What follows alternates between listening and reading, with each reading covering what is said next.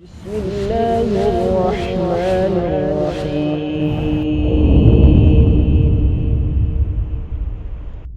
بسم الله والصلاة والسلام على رسول الله وعلى آله وأصحابه وأتباعه ومن والاه أما بعد أحييكم بتحية الإسلام السلام عليكم ورحمة الله وبركاته.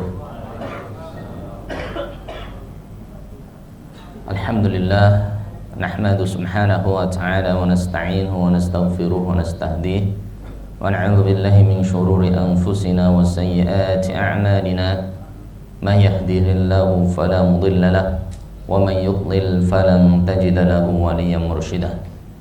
أشهد أن لا إله إلا الله وحده لا شريك له وأشهد أن محمدا عبده ورسوله صفيه وخليله الذي لا نبي ولا رسول بعده.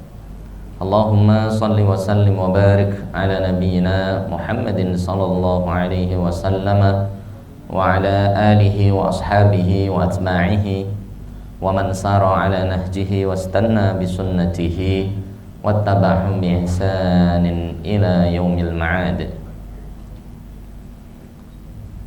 ولقد قال الله تبارك وتعالى في كتابه العزيز يا أيها الذين آمنوا اتقوا الله وقولوا قولا سديدا.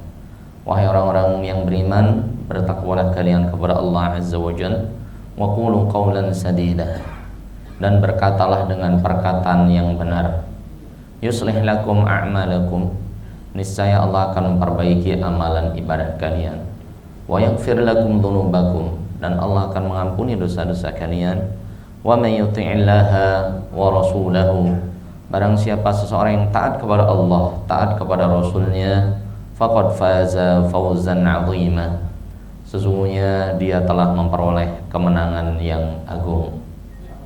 Jamaah salat zuhur Masjid Babus Salam rahimani wa rahimakumullah, a'azzani wa a'azzakumullah, yang mulakan Allah Subhanahu wa taala. Alhamdulillah, mari bersama-sama kita mengucapkan puji syukur kita kepada Allah Subhanahu wa taala. Alhamdulillah, dengan lisan kita mengucapkan segala puji bagi Allah. Wastasdiqun bil jinan, dan kita membenarkan bahwasanya semua nikmat yang Allah berikan itu dari Allah Azza wa Jalla. Wa amalun bil arkan, dan kita pergunakan nikmat yang Allah berikan kepada kita dengan amal ibadah kita. Jadi jamaah, syukur yang sejati itu bukan hanya lisan, tapi ada tiga. Yang pertama, al-qawlu bil lisan, kita mengucapkan alhamdulillahi dengan lisan kita. Yang kedua, tasdiqun bil jinan, hati kita merasa bersyukur kepada Allah, merasa qanaah atas setiap pemberian Allah Subhanahu wa taala. Wa amalun bil arkan, dan syukur yang ketiga, semua nikmat itu kita pergunakan untuk beribadah kepada Allah Subhanahu wa taala.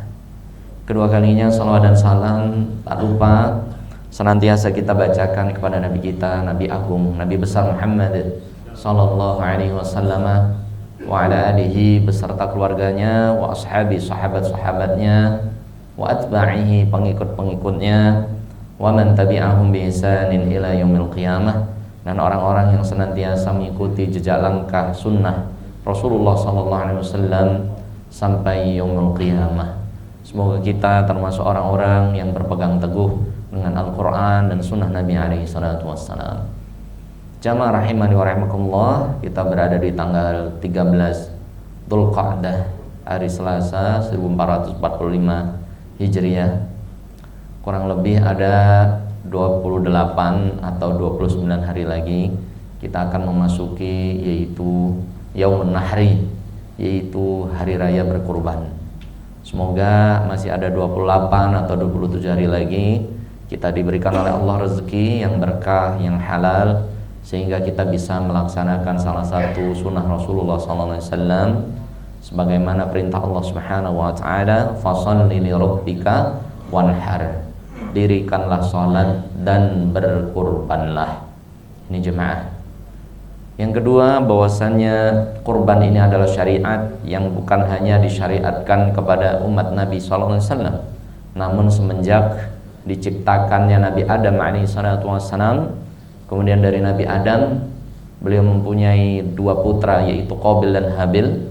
Allah sudah memerintahkan untuk berkurban sebagaimana firman Allah Azza wa Jalla di surat Al-Maidah surat kelima ayat 27, watslu alaihim naba abnai Adam.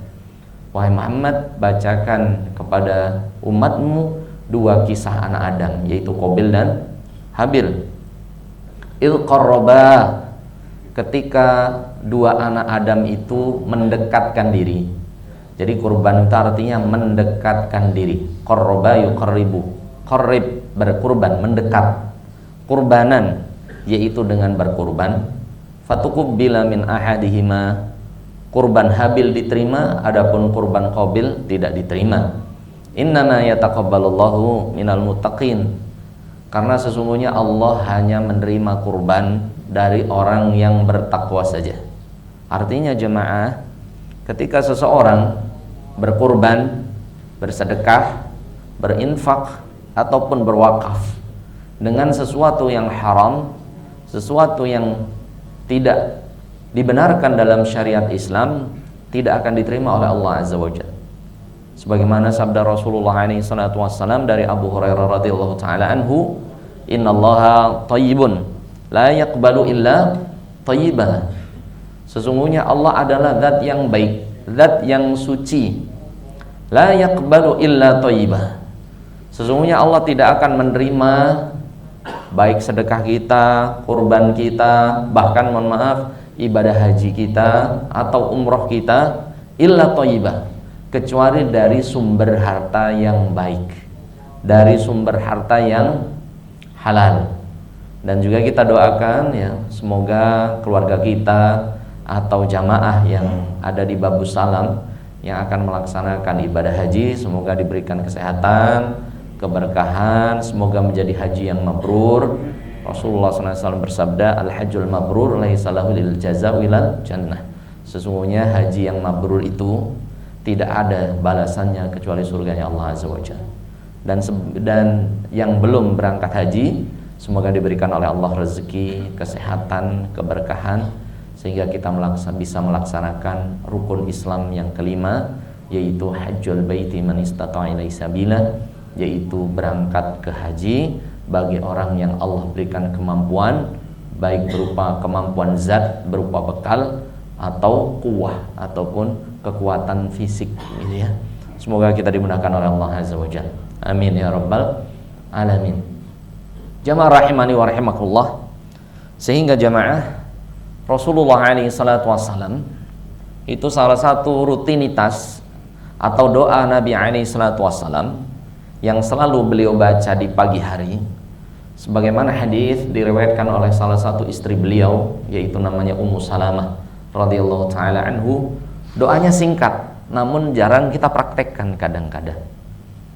Kira-kira apa doa yang selalu dirutinkan oleh Nabi SAW di pagi hari? Beliau berdoa minta kepada Allah 3 hal jemaah. Beliau berdoa yang pertama, Allahumma inni as'aluka ilman nafi'ah. Ya Allah, aku memohon kepadamu ilmu yang bermanfaat. Itu yang diminta oleh Rasul. Yang kedua, warizqan thayyibah. Sahih. Yang kedua, ya Allah, berikan aku rezeki yang baik, yang halal. Dan yang ketiga, wa amalan mutaqabbalah. Ya Allah, berikan aku amal ibadah, yang amal ibadah itu mutaqabbalah, engkau terima. Teman-teman jamaah rahimani wa rahimakumullah, 3 hal ini jangan kita remehkan jemaah. Kita harus berdoa kepada Allah Subhanahu wa taala. Doa itu adalah ibadah. Ana sampaikan pekan lalu ya. Ad-du'a wal ibadah. Bahwasanya doa itu adalah pokok dari ibadah. Bahkan orang yang malas berdoa terhitung orang yang sombong. Surat Ghafir ayat 60. Innal ladzina yastakbiruna 'an ibadati sayadkhuluna jahannama dakhirin. Orang yang enggan berdoa kepadaku padahal doa itu ibadah, sayadkhuluna jahannama dakhirin. Allah akan lempar orang tersebut ke neraka dalam keadaan hina. Jadi perbanyak doa. Yang pertama jemaah, 3 hal ini saling berkaitan. Ketika kita memohon kepada Allah, Allahumma inni as'aluka ilman nafi'ah, Ya Allah, berikan aku ilmu yang bermanfaat. Kalau ilmu itu bermanfaat, membuat kita dekat kepada Allah, membuat kita semakin hati-hati dalam bab apa? Wa rizqan thayyibah, dalam mencari rezeki yang halal. Ya. Jadi kalau kita ilmunya bermanfaat, kita akan paling berhati-hati dalam mencari apa? Harta. Itu kuncinya. Tapi kalau kita sembarangan nyari hartanya, tapi memang nanti ada masa orang itu nggak peduli lagi dari mana sumber hartanya. Ini diriwayatkan oleh Abu Hurairah juga. Ya'ti 'alana zaman la yubalil mar'u min aina akhadha, amin halal amin haram.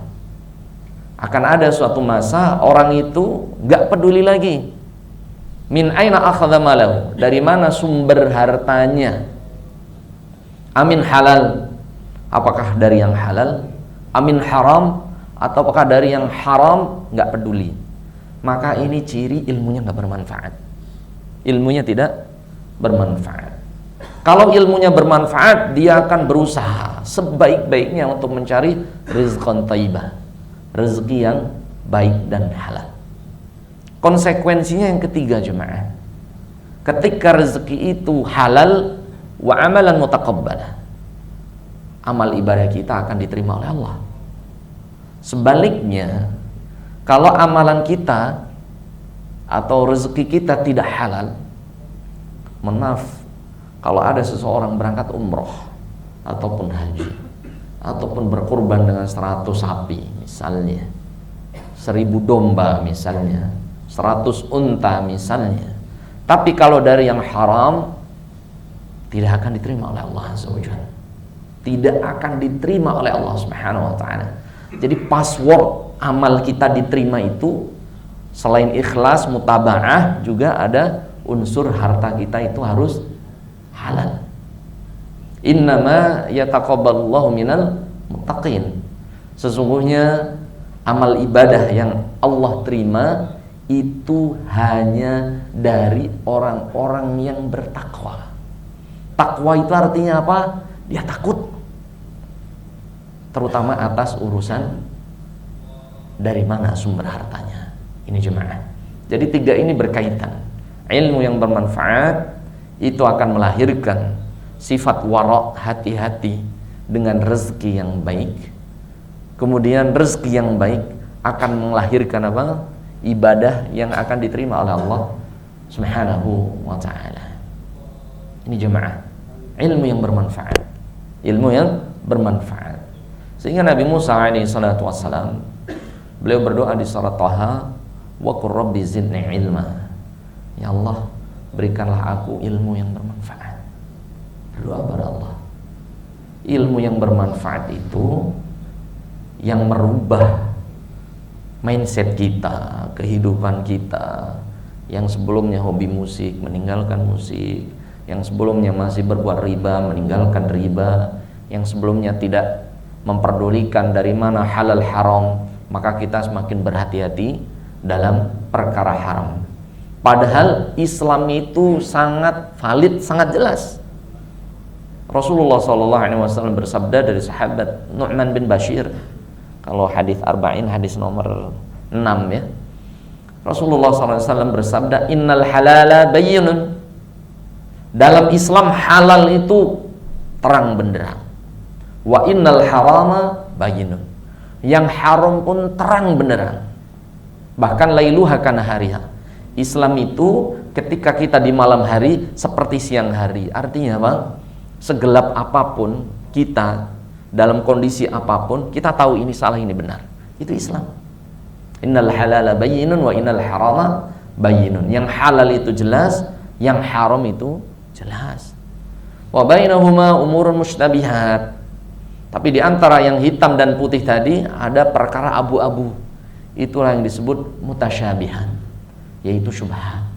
La ya'lamuhunna katsirun minan nas. Banyak orang yang enggak peduli kalau sudah perkara syubhat. Perkara syubhat dia tidak peduli.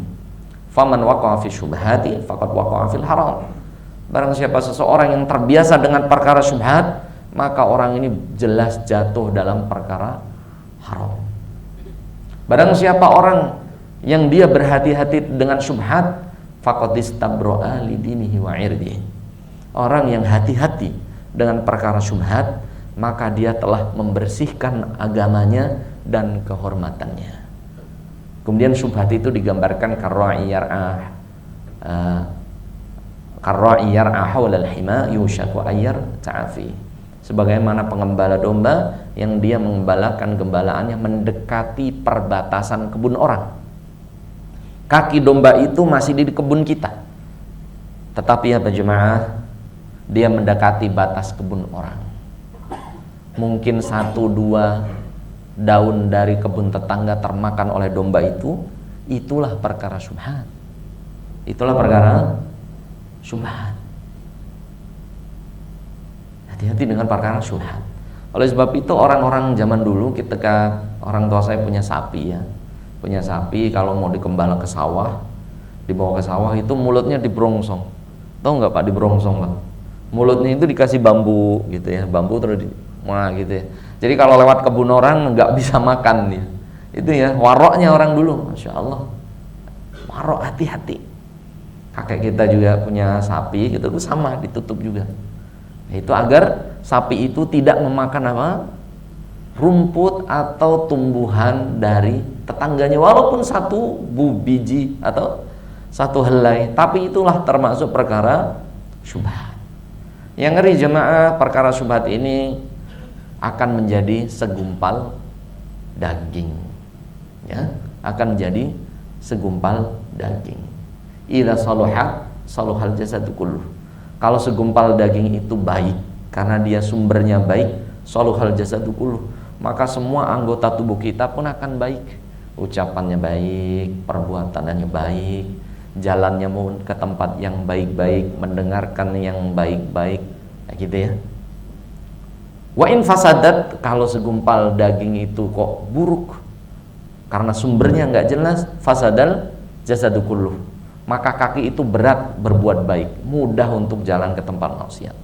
Telinga itu berat untuk dengarkan taklim, tapi kalau dengerin musik, hobi pagi sampai malam, nggak bosan-bosan.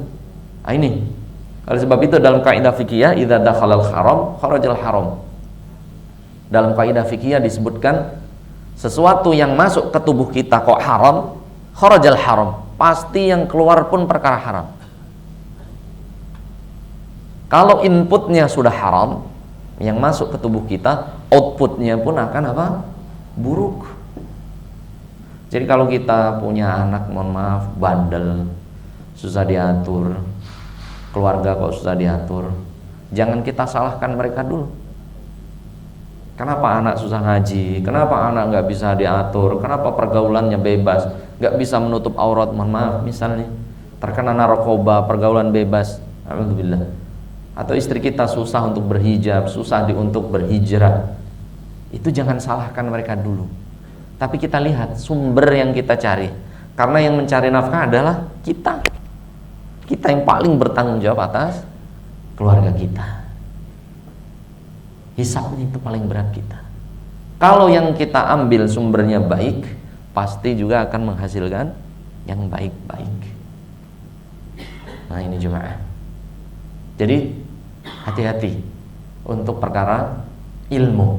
Jadi ilmu bermanfaat atau tidak, itu terlihat bagaimana dia mencari rezekinya jemaah. Yang kedua jemaah, wa rizqan thayyibah. Kita memohon kepada Allah Azza wa Jalla agar kita itu diberikan rezeki yang baik, yang halal. Ada seorang sahabat Nabi namanya Dzu Jannah, atau dikenal Abu Dzu Jannah. Abu Dzu Jannah ini orang yang termasuk sahabat yang fakir. Sahabat yang fakir.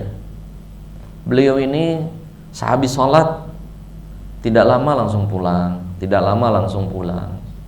Maka Rasulullah SAW melihat hal tersebut kaget. Kemudian suatu hari Rasulullah menegurnya, wahai Abu Dzu Jannah, kenapa engkau kok habis sholat tidak menyelesaikan zikir sampai selesai langsung pulang? Maka Abu Dzu Jannah ini menjawab, jemaah, wahai Rasulullah, sesungguhnya tetanggaku itu punya pohon kurma yang sangat lebat di dekat rumahku, dan buahnya ini sering rontok, gitu ya. Kurma lebat, buahnya sering rontok.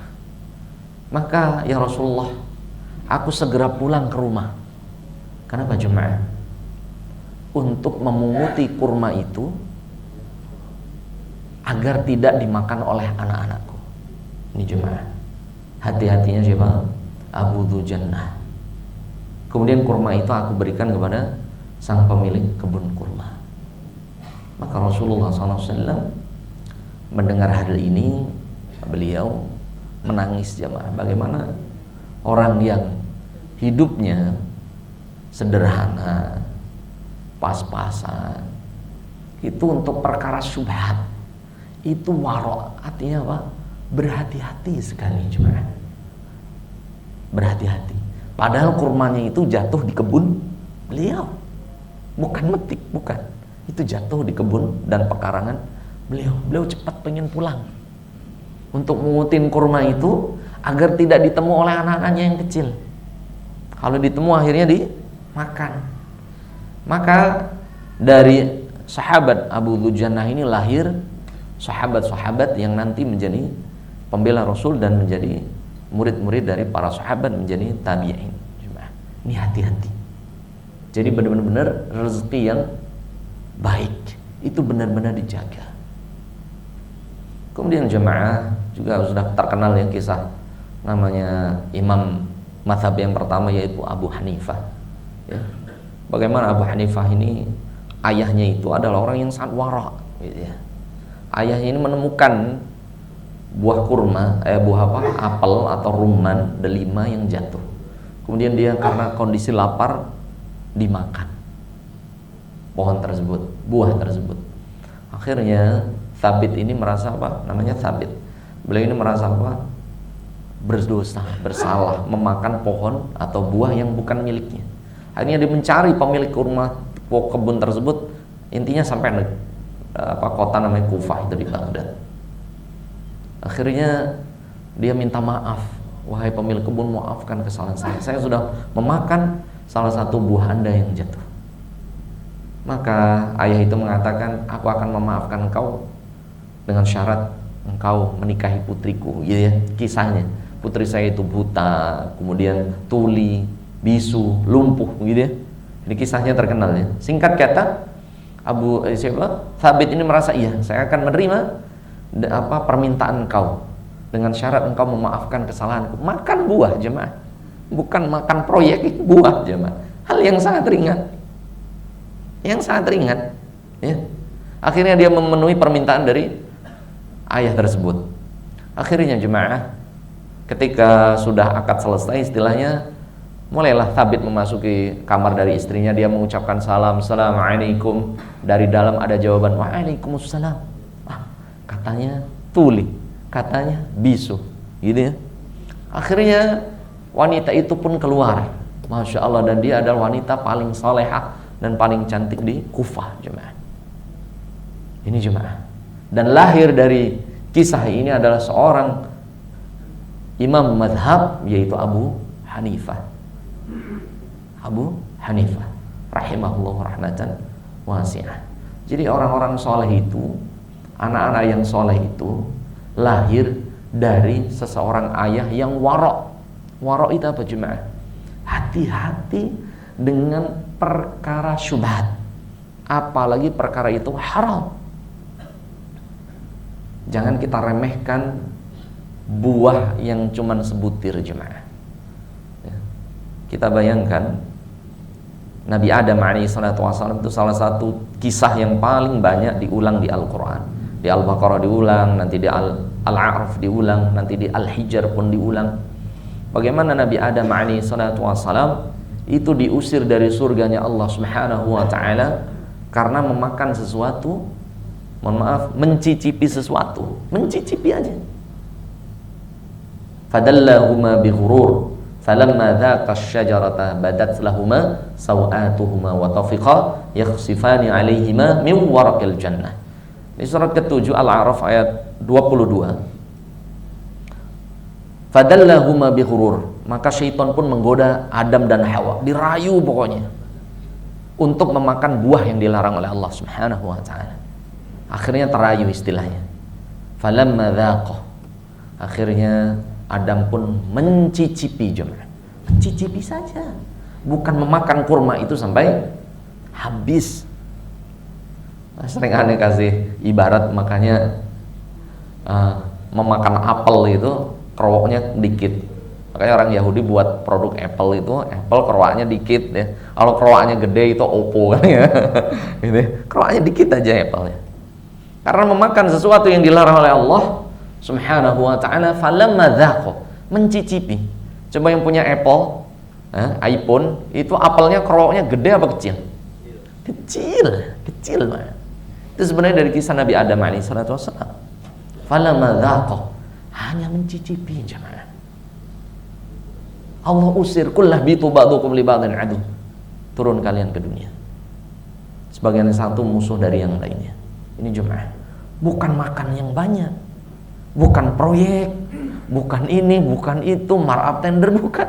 Hal yang sepele. Tapi konsekuensinya luar biasa. Nabi Adam alaihissalam diusir ke dunia dan anak cucunya. Ini jemaah. Maka perkara yang paling berat dari anak Adam itu perkara perut salah satunya. Mencicipi yang bukan hak milik kita. Mencicipi sesuatu yang diharamkan oleh Allah Azza wa Jalla, membuat Nabi Adam alaihissalam dan Hawa terusir dari surganya Allah Azza wa Jalla. Sehingga mereka selalu berdoa kepada Allah, qala rabbana zalamna anfusana wa illam taghfir lana wa tarhamna lanakunanna minal khasirin. Ini adalah doa Nabi Adam alaihissalam di ayat 23-nya setelah menyesal memakan sesuatu yang dilarang oleh Allah Azza wa Jalla. Rabbana zalamna, ya Allah kami terbuat zalim, anfusana kepada diri kami, wa illam taghfir lana, kalau bukan karena ampunanmu, wa tarhamna, kasih sayangmu, lanakunanna minal khasirin, niscaya kami adalah termasuk orang-orang apa jemaah yang merugi.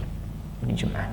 Jadi rizqon thayyibah, rezeki yang baik itu ketika kita pengen anak-anak kita soleh, anak-anak kita taat kepada Allah, mereka menjadi hamba-hamba Allah Subhanahu wa ta'ala.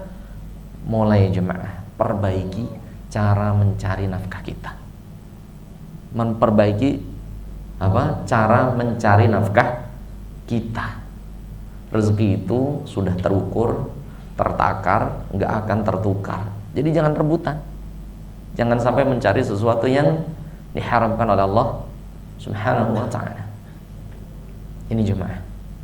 Dan yang ketiga jemaah, setelah kita mempunyai rezeki yang thayyiban, itu adalah kita minta kepada Allah yang ketiga, wa amalan mutaqabbala, ya Allah terimalah amal ibadahku. Maka jemaah, di hadis Abu Hurairah tadi diriwayatkan bahwasanya innallaha thayyibun la yaqbalu illa thayyiban, sesungguhnya Allah itu zat yang baik, tidak menerima kecuali kepada yang baik dan suci. Tsumma dzakara rajulan, kemudian Rasulullah itu menggambarkan ada seseorang laki-laki, yutilus safar, dia melakukan perjalanan yang begitu jauh menuju Mekah jemaah. Orang yang melakukan safar itu doanya diijabah. Ash'asa akbar. Kemudian orang ini karena melakukan perjalanan yang jauh, ash'as, rambutnya itu kusut, akbar, badannya itu penuh apa? Debu. Orang ini dalam kondisi berarti miskin dalam safar. Kemudian orang ini berdoa kepada Allah, ya muddu yadahu ila sama, menengadahkan kedua tangannya ke langit. Ya Rabbi, ya Rabbi, ya Rabbi. Ya Allah, terimalah ibadah hajiku. Ya Allah, terimalah ibadah umrahku. Ya Allah, kabulkanlah doaku. Ya Allah, ampunilah aku. Dia minta yang banyak kepada Allah Azza wa Jalla. Kemudian Rasulullah melihat orang ini, beliau bersabda, mat'amu haram, makanannya haram, mashrabu haram, minumannya haram, malbasu haram, pakaiannya dari yang haram, wa ghudhiya bil haram, dan gizi yang masuk ke dalam tubuhnya perkara haram. Fa anna yustajab, bagaimana Allah ijabah, bagaimana Allah terima ibadah orang itu. Ini mutaqabbal. Jadi sumber harta kita untuk kurban insyaallah bulan tahun ini, yang ingin haji, yang ini umroh, perhatikan sumbernya jemaah.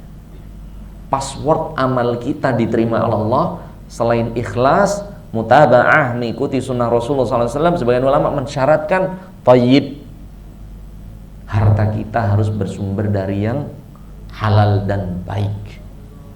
Ini jemaah, dari halal yang baik.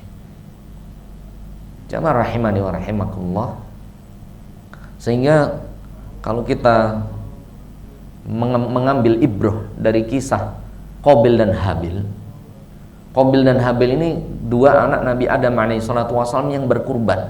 Dua-duanya apa? Menyembahkan kurban. Sebagian ulama mengatakan kurban mereka halal. Anak Nabi itu tidak mungkin berkurban dengan yang haram. Artinya hartanya itu apa? Halal. Cuman hartanya tidak baik. Habil berkurban dengan kurban yang baik, bagus, binatang dombanya yang paling bagus, sedangkan Qabil berkurban dengan harta yang paling buruk. Kalau domba ya dombanya yang sakit, yang nggak bener lah ya, yang sakit dikurbankan. Innama yataqabbalu minal muttaqin. Dua-duanya sudah halal nih, bener. Tapi yang satu diterima karena dia berkurban dengan yang terbaik. Sedangkan kurban Qabil tidak diterima oleh Allah karena dia berkurban dengan binatang kurban yang buruk. Ini jemaah. Allah Ta'ala juga berfirman di surat Ali Imran, surat ketiga ayat 92. Itu tepatnya di juz 4 ya. Kalau juz 4 itu gampang halaman, berarti berapa? 62 ya. Allah Ta'ala berfirman, lan tanalul birra hatta tunfiqu mimma tuhibbun. Lan tanalul birra, sesungguhnya kalian tidak akan mendapatkan kebaikan hatta tunfiqu, sampai kalian menafkahkan mimma tuhibbun, harta yang paling kalian cintai ya. Harta yang paling kita cintai ya. Kita itu dianjurkan berkurban dengan yang paling kita cintai, bersedekah dengan sesuatu yang paling kita sukai ya. Sehingga ketika ayat ini turun, ada seorang sahabat, namanya dia siapa? Abu Talhah.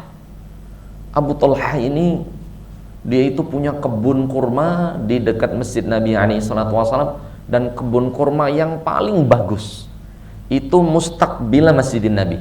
Diriwayatkan oleh sahabat Anas, kebunnya Abu Talhah ini yang paling bagus pas di depan pelataran Masjid Nabi. Makanya kalau kita sekarang sholat Pak, itu wakafnya Abu Talhah, mengalir sampai yaumul qiyamah. Ini jemaah, Abu Talhah, dan sebelumnya adalah sahabat Abu Ayyub Al-Ansari. Itu adalah rumah beliau. Itu rumahnya apa? Kebunnya Abu Ayyub Al-Ansari yang menjadi masjid Nabi. Sebagian juga kebunnya Abu Talhah. Bahkan kebunnya Abu Talhah ini dikenal dengan Jannatul kebun kurma namanya? Buraiha. Saking bagusnya. Bahkan Rasulullah SAW kalau masuk kebun kurma tersebut minum sumber air di situ jemaah. Ketika turun ayat lan tanalul birra hatta tunfiqu mimma tuhibbun, sesungguhnya kalian tidak akan mendapatkan suatu amal kebaikan sampai kalian menyedekahkan yang paling kalian cinta. Maka mendengar ayat ini, sahabat jemaah Abu Talhah langsung mewakafkan kebun yang paling dia cintai, mustaqbila Masjidin Nabi, yang dia berhadapan dengan masjid Nabi Muhammad sallallahu alaihi wasallam. Ini jemaah. Kemudian sebagian kebunnya diberikan kepada dua sahabat Nabi. Yang pertama syairun Nabi, namanya Hasan bin Thabit. Yang kedua katibun Nabi, namanya Zaid bin Thabit. Syair Nabi, penyair Nabi. Jadi Nabi itu punya penyair namanya Hasan bin Thabit, diberikan kebun oleh Abu Talhah.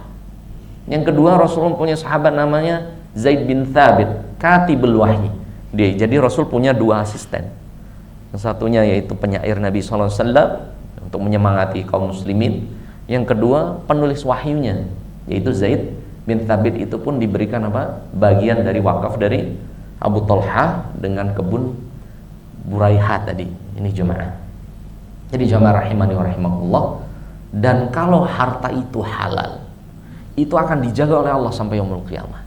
Wakafnya Abu Talha, wakafnya Abu Ayyub Al-Ansari, wakafnya Utsman bin Affan radhiyallahu taala anhu, Bi'ru Ruman, sumur Ruman, itu terjaga sampai sekarang jemaah.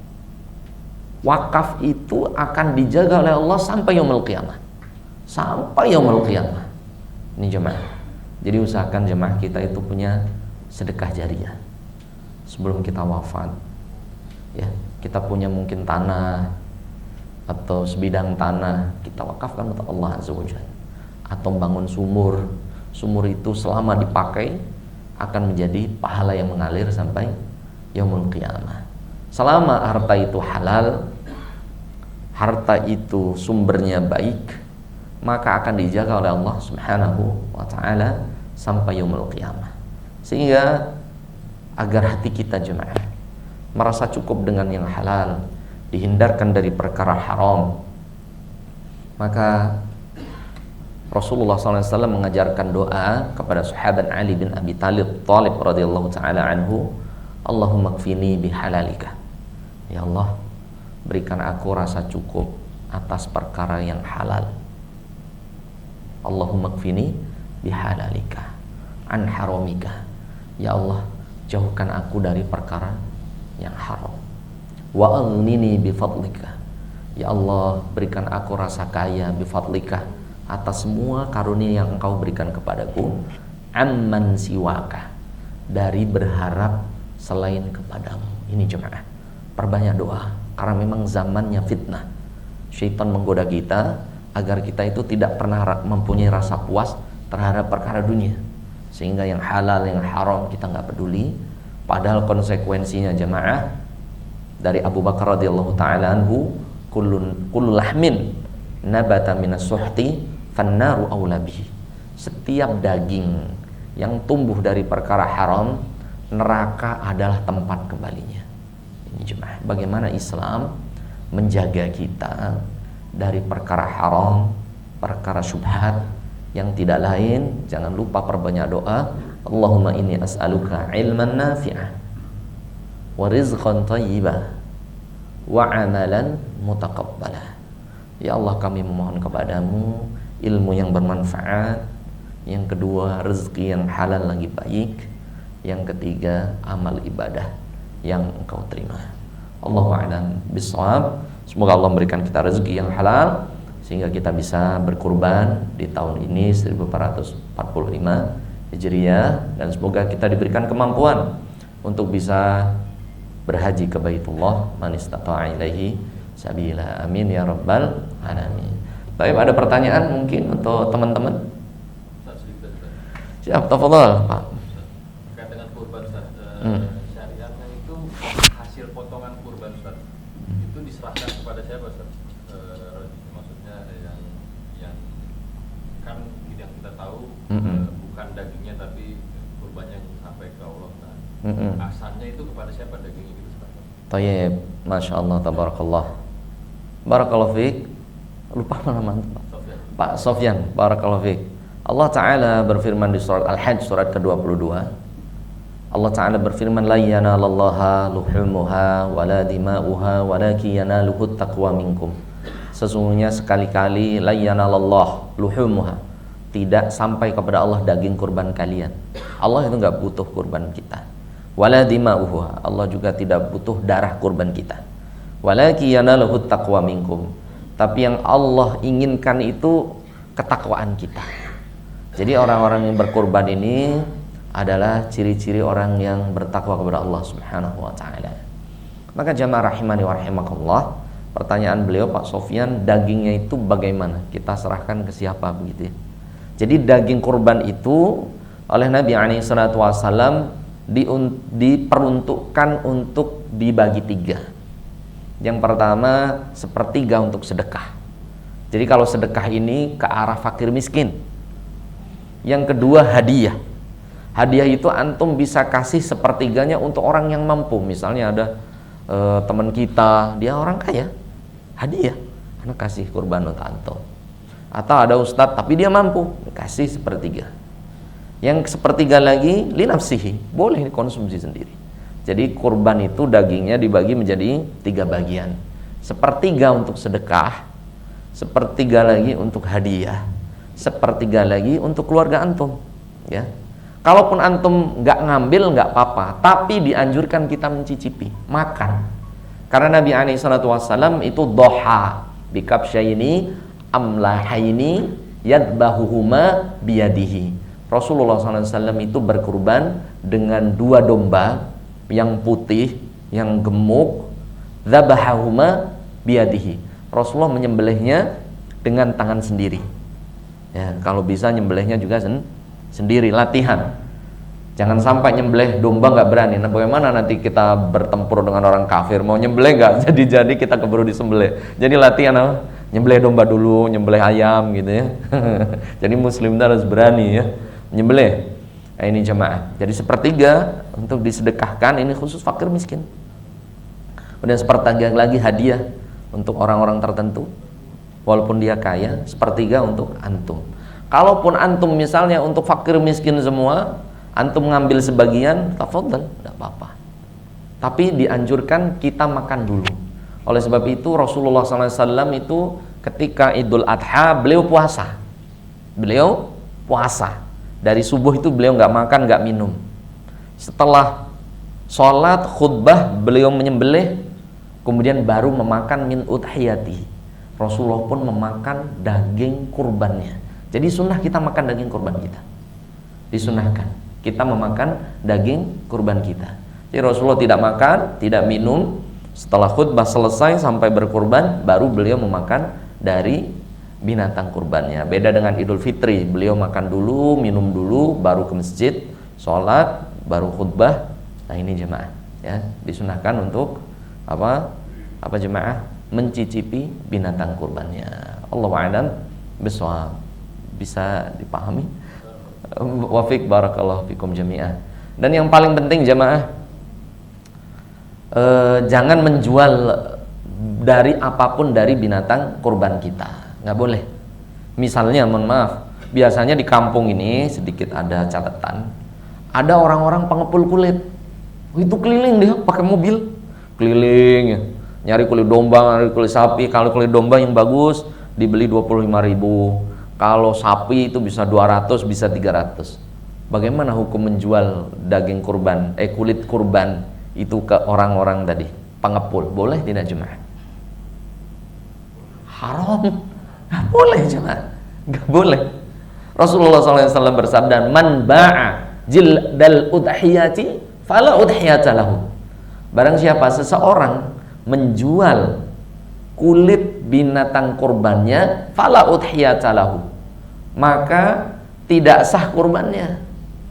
Bagaimana kalau ada orang pengepul tadi minta daging kurban, kulit itu, antum nggak boleh jual.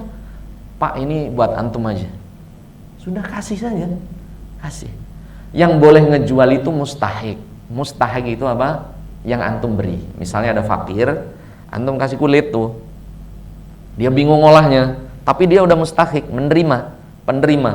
Ini mau digimanain nih, yang namanya kulit kan agak repot tuh, dibakar dulu dia apa. Kemudian ya udah deh saya jual. Itu hak dia karena sudah kita serahkan ke penerima. Kalau panitia nggak boleh, apalagi yang kurban nggak boleh. Karena panitia juga kadang aneh nih, di masjid-masjid tuh kambing 10 ditumpuk semua itunya kulitnya dijual nanti buat kas masjid. Tetap nggak boleh. Kalau pengurus masjid itu ya dikasih dulu ke mustahik. Oh ini mustahiknya, ini orang miskinnya udah kita kasih, orang ini jual enggak apa-apa. Ada yang nanya lagi, Ustadz, panitianya tuh buat beli kantong kresek. Oh nggak bilang, nggak boleh. Karena daging kurban, bahkan kulitnya, jangankan kulitnya, kukunya itu nanti akan dibawa di hadapan Allah Subhanahu wa taala. Orang yang berkurban itu nanti di hadapan Allah ya'ti bi kuruniha, dia datang dengan tanduk-tanduknya, wa adlafiyah, datang di hadapan Allah dengan tulang-tulangnya, semuanya dibawa di hadapan Allah. Nanti ada domba yang nggak berkulit. Artinya apa? Kulitnya dijual gitu berarti. Jadi dombanya nggak punya kulit, khawatirnya. Ini jemaah. Jadi fala udhiyatalahu. Jadi orang yang menjual kulit dari kurban, daging kurban, fala udhiyatalahu. Kurban itu sudah untuk Allah, Pak. Nggak ada jual beli. Nggak ada jual beli. Kalau ada pengepul, ya ini monggo ambil. Jangan ada jual beli, karena dia sudah milik Allah. Nggak boleh. Bisa dipahami teman-teman. Ini banyak sekali nih di masyarakat masih dijual belikan apa, kulit domba ataupun kulit sapi. Allah anak bisa buat, apalagi yang datang tuh orang-orang Garut biasanya. Orang Garut tuh datang satu mobil keliling kampung gitu ya. Ya itu benar. Karena pusat pengelolaan kulit kan di Garut itu. Kulit domba, kulit ini. Itu datang ke pesantren, ya udah Pak ambil saja. Ini gratis Ustaz, gratis. Gratis. Ustaz ini buat ini nggak ada barter, nggak ada. Sudah itu nanti dikiranya dijual beli, nggak boleh. Sudah, fadhil ambil. Oh besok tahun sini lagi ya, ya monggo silakan ya gitu. Jadi dia mau datang lagi nanti. Allah alam bisawab. Jadi hukumnya tidak boleh dijual belikan, karena itu hak Allah. Misal Quran ini jemaah, ini tulisannya wakaf. Kemudian antum ketika umroh itu di lorong-lorong itu asyara real, itu dosa jemaah. Karena ini udah wakaf, ini gratis dibagi ini. Tapi ada orang-orang yang misalnya tukang sapu atau orang biasa bawa kursi itu kan ya, subuh-subuh dia berani jual. Kalau siang berani nggak? Nggak berani, ditangkap polisi. Dia jual wakaf untuk Masjid Nabi. Antum belilah satunya 10.000 misalnya, 10 real. Antum beli 10, 100 real. Habis itu mah antum taruh di masjid. Ini banyak. Ini padahal udah wakaf, nggak boleh dijual belikan. Nggak boleh dijual belikan. Jadi oknumnya itu oknum itu yang jualan. Karena wakaf. Qurannya sudah wakaf. Kalau Qurannya udah ada stempel wakaf lillah, itu nggak boleh. Ada stempel misalnya. Nah, ini ada wakaf nih. Ini stempel. Nah, ini jemaah. Wakfun lillah. Diwakafkan untuk Allah. Nggak boleh dijual belikan. Tapi kalau nggak ada stempelnya boleh. Bagi yang mau umroh ini biasanya pengen wakaf kan ke Masjid Nabawi. Nah, ini hati-hati. Kalau yang jualannya kayak gini udah ada tulisannya wakaf lillah, la yuba wa la yuza. Lihat, tidak boleh dijual belikan. Gratis tulisannya. Ya, tulisannya apa? Gratis. Ini juga salah. Sama seperti daging kurban, sudah itu diwakafkan untuk Allah. Nggak ada unsur jual beli lagi. Allahu a'lam bishawab. Kecuali sekali lagi yang menjual adalah mustahik, yang sudah antum beri. Ini Pak, antum kebagian tulang kulit. Fakir ini bingung mau diapain ini. Butuh beras saya. Ya, saya jual deh buat itu, buat beli beras. Itu boleh karena sudah sampai ke mustahiknya. Kalau panitia, apalagi sahibul kurban, fala utahiyatalahu, maka dianggap tidak sah kurbannya. Wallahu a'lam bishawab. Ini pembahasannya nanti. Kita akhiri dengan baca hamdalah, alhamdulillahirabbil alamin. Kita tutup dengan doa kafaratul majlis. Subhanakallahumma wa bihamdika asyhadu an la ilaha illa anta astaghfiruka wa atubu ilaika. Ataupun kulit itu untuk bayar jagal, itu nggak boleh. Misalnya jagalnya kita ngundang orang, Pak ini sebagai upah, nggak boleh. Nggak boleh juga mengupah dengan bagian dari apa? Binatang kurban. Nggak boleh untuk upah jagal. Allah alam bisawab.